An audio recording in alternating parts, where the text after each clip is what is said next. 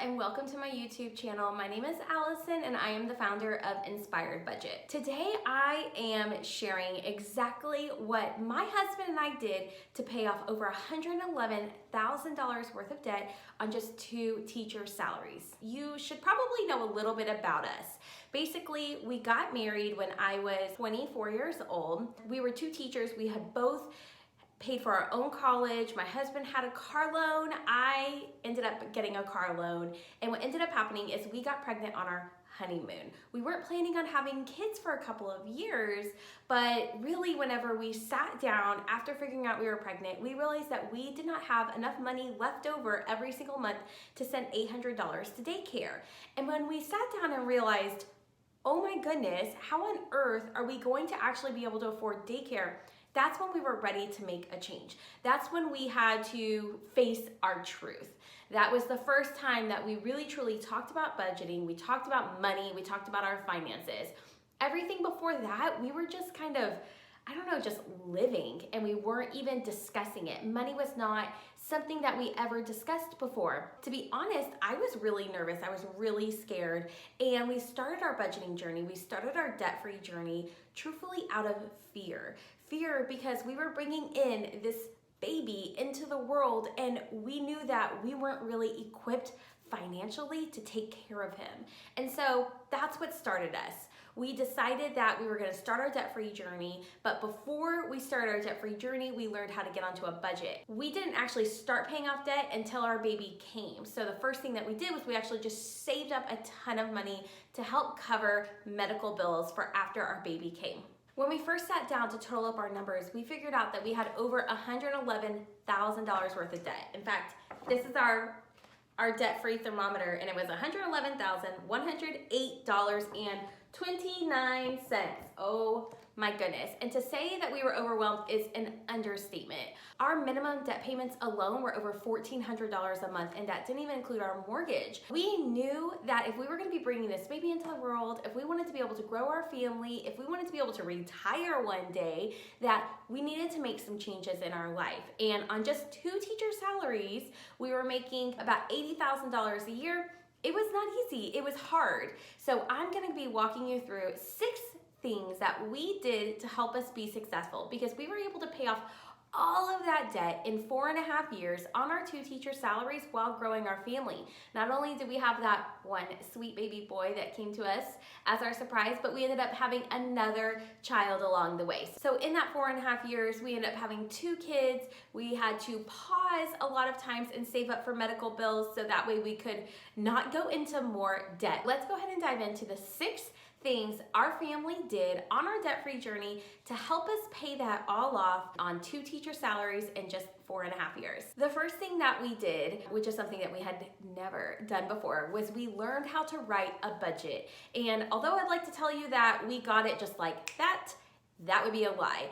We sat down in January of 2012 to write our very first budget. And let me tell you that we wrote a budget we thought was absolutely incredible, and within, I would say, 7 days, it was completely thrown off. We didn't have any idea of our spending habits. We weren't familiar with how we were spending our money. We weren't familiar with all of the extra expenses that we needed to include in our budget. And so we just wrote a budget that we thought we could live on, but truthfully, it was not reasonable whatsoever. It took us 3 months of writing budgets to actually feel like we had gotten a hang of writing the budgets, to actually feel like our budget matched our real life. And not only did we write our budget, but we were also tracking our expenses. So writing a budget and tracking your money go hand in hand. I think you should be doing both of them. And the way that looked for us is that we had Quicken, we were manually entering every single expense and categorizing it. That way we actually knew how much money we were spending on restaurants, because if we had budgeted $100 a month on restaurants, we needed to know if we were actually spending $100 or if we were spending $200 or if we were only spending $50. Tracking our expenses also helped us be able to write budgets that were more reasonable and be able to write budgets that would actually end up working for our family. The second thing that we did was we cut back on our spending habits. And let me tell you that when I graduated from college and I had my very first teacher paycheck, I thought I was rich. I remember I was paid less than $3,000 that month. It was maybe like $2,500 or $2,700 in that first month, and I really just thought I could buy all of the things. I thought I could afford everything. I had made it. And we continued to live that way. I continued to live that way. My husband continued to live that way.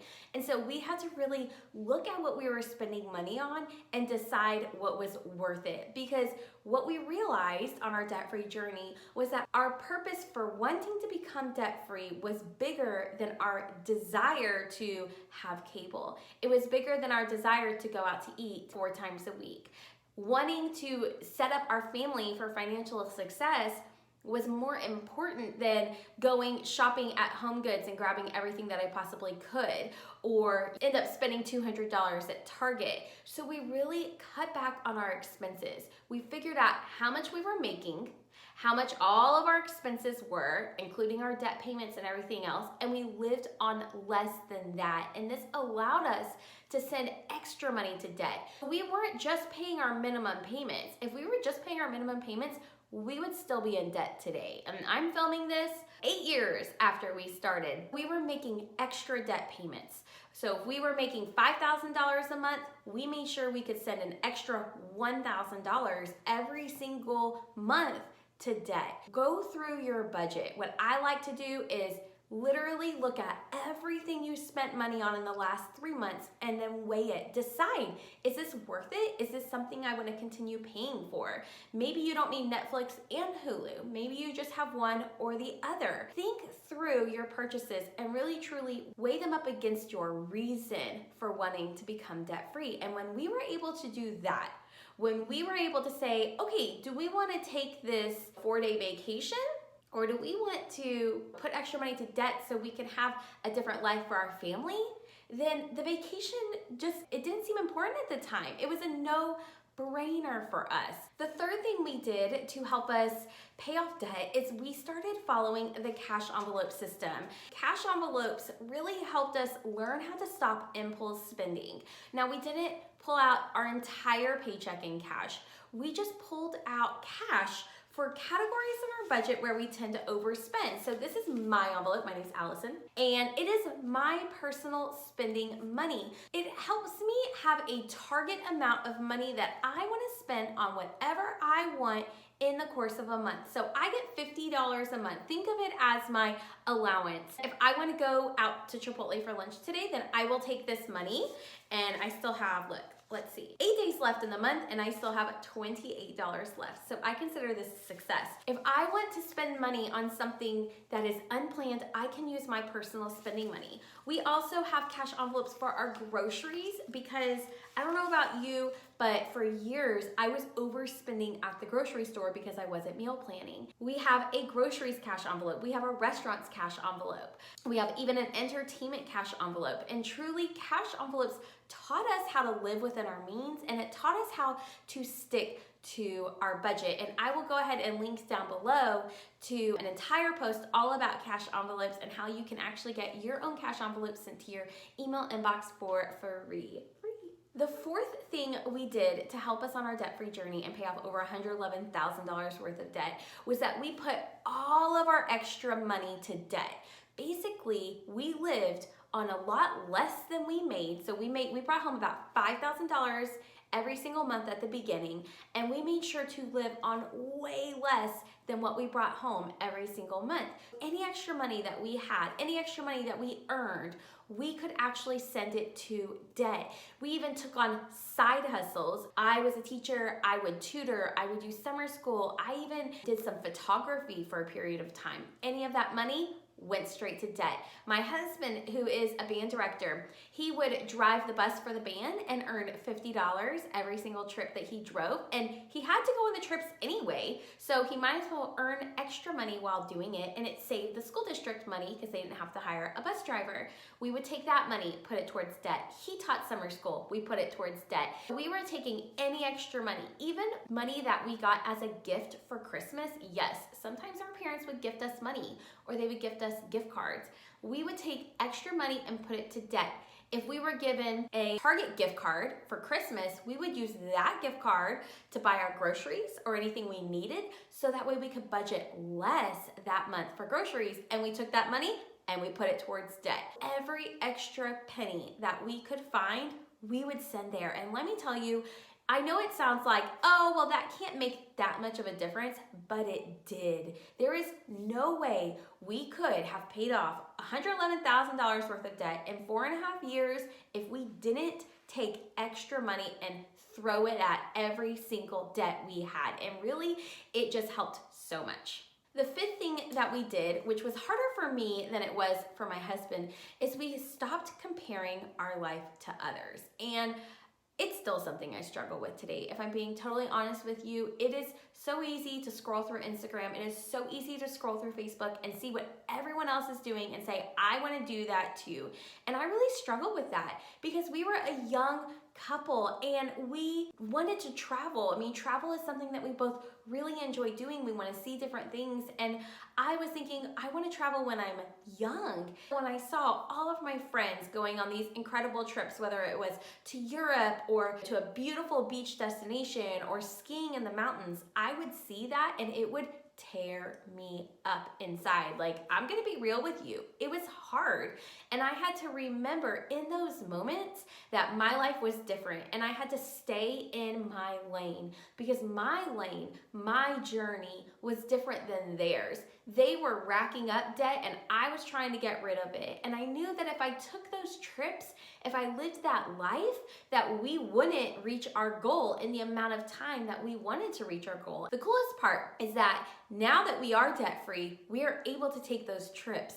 Those trips that I wanted to take years ago, we can do it now. We take a trip every single summer, just my husband and I somewhere. We take a trip as a family, and my husband and I even try to take trips throughout the year together just for like 1 or 2 nights to get away. It was worth the 4.5 years of sacrifice to get to the point where we can take those trips without worrying about going into debt, without worrying about if we can afford them, and without having the financial stress now. Because not only did we live on less to pay off all that debt, but we got used to that lifestyle. We got used to living simple, and it really has helped us now develop a life where we don't have all of these extra expenses that other people might have. We live simple. We live on way less than we make, which allows us to put money towards savings and then also to travel now. Stopping the comparison game where you're constantly comparing your life to someone else's